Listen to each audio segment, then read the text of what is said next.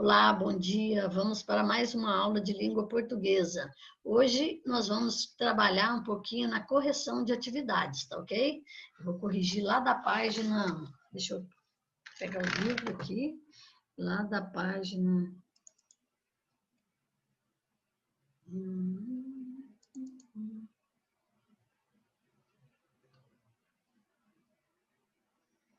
Isso, página 57, tá?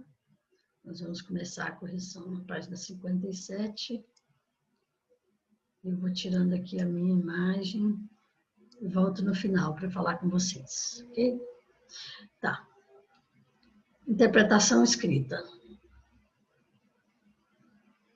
Eu não vou fazer essa outra porque vocês precisariam falar para mim a resposta de vocês. Então, na interpretação escrita, da questão 1 da página 57,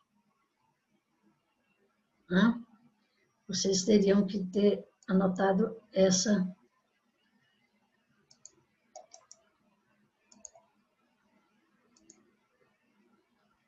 atividade aqui, tá?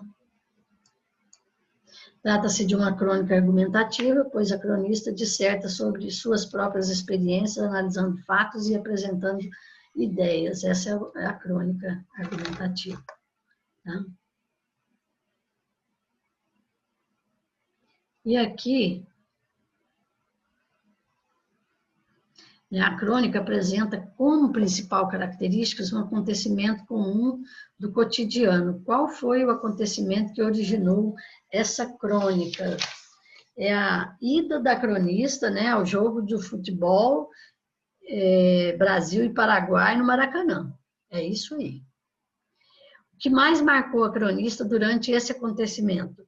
Foi a emoção de estar no Maracanã, lotado com uma multidão de pessoas coloridas, gritando e fazendo a estrutura do estádio vibrar. Isso que deixou ela louca, né, de alegria. A letra C. Ela descreve esse momento como uma experiência única e avassaladora. O emprego da palavra avassaladora indica que a cronista achou a experiência muito emocionante. Portanto, é esse aqui de baixo.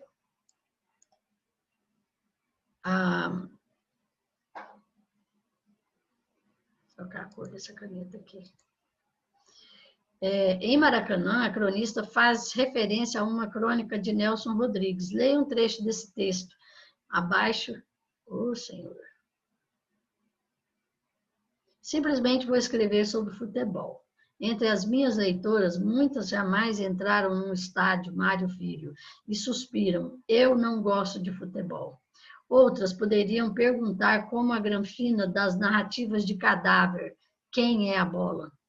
Todavia, há um momento em que todos entendem de futebol e gostam de futebol. É quando está em causa o destino do Screte. Bom, a cronista, né, ela faz referência a esse autor citando a Granfina, personagem criada por ele, que pergunta quem é a bola em um jogo de futebol. Com que intenção ela citou essa tal personagem? Bom, ela citou a personagem, né, para mostrar, né, a diferença que há entre ela e a personagem e reforçar o fato de que ela entende de futebol. Diretamente, ela entende de futebol e a personagem não entende nada de futebol. A personagem de Nelson Rodrigues não entende nada. Então, essa resposta aí, simples, né? A letra B. De ter citado o autor e sua personalidade, de que outra forma a cronista faz referência a Nelson Rodrigues? Bom, ao iniciar a crônica dela mesma, ela faz assim, ela menciona, né, que vai falar sobre futebol. É o fato dela ter mencionado isso. Na página 59, releio uma fala da cronista, né, e quem pensa que eu sou como a granfina do Nelson Rodrigues, que ao ser levada a um jogo, perguntou quem é a bola, está muito enganado. Não sou dessas mulheres que só gostam de futebol durante a Copa do Mundo. Por que você acha que a cronista fez essa afirmação? Bom, é uma resposta pessoal, mas eu posso sugerir uma ideia, né? Porque há uma ideia, né, de que as mulheres não se interessam por futebol e só entendem de futebol em grandes campeonatos, né, que envolvem times do mundo todo, como a Copa do Mundo, por exemplo, né? Contente aí com o entendimento que ela tem de futebol, né? Ela pode falar, né, tranquilamente isso. Letra B. Há quem não acredite que a mulher goste e entenda de futebol. Quais são as informações apresentadas pela cronista para provar o contrário? Bom, ela vai comentar ali que sabe, né, como é a regra de impedimento e que já ouviu falar em termos usados em ações de partida de futebol, como sem pulo, da figura A para a figura B. Além disso, ela ainda diz também que assiste às resenhas de futebol nos programas, né, de televisão no domingo à noite. Então, ela entende mesmo, ela sabe, né, do que está sendo dito ali. E a letra C. A letra C. Na pergunta quem é a bola, qual a função das aspas? Indicar que se trata de um trecho de outro texto, né? Afinal de contas, né, ela tira quem é a bola aí de um texto do Nelson Rodrigues, né?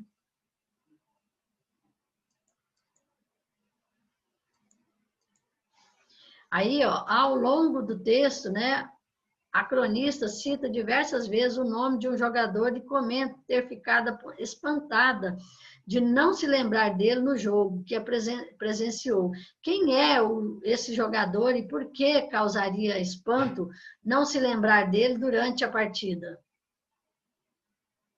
Bom, é o Pelé, né? Ele foi o maior jogador da história do futebol, por isso o espanto nem se lembrar de vê-lo jogando, né? Ela ficou tão extasiada com o Maracanã que ela esqueceu que o Pelé estava jogando. E o Pelé era a grande estrela, né? A número 6, releia outro trecho da crônica. A única coisa que me marcou foi o próprio Maracanã. Cheio, grávido, de uma multidão colorida e compacta que ululava e tremia, fazendo vibrar seu esqueleto de ferro, seu enorme corpo de cimento armado. A que o Maracanã é comparado nesse trecho? A mulher grávida, né? E aqui,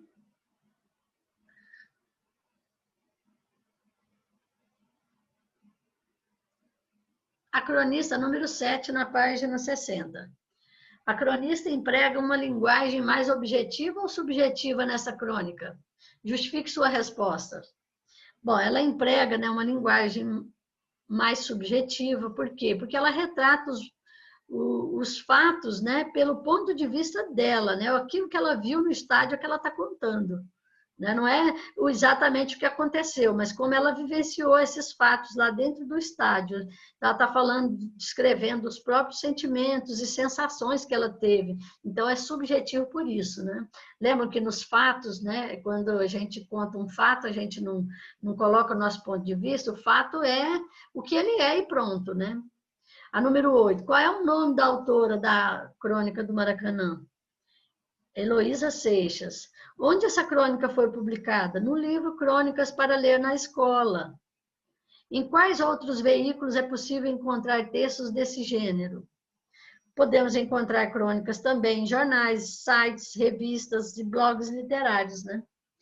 Por aí vai. Muito bem, aí tem Mulheres no Futebol, eu peço que vocês leiam, né?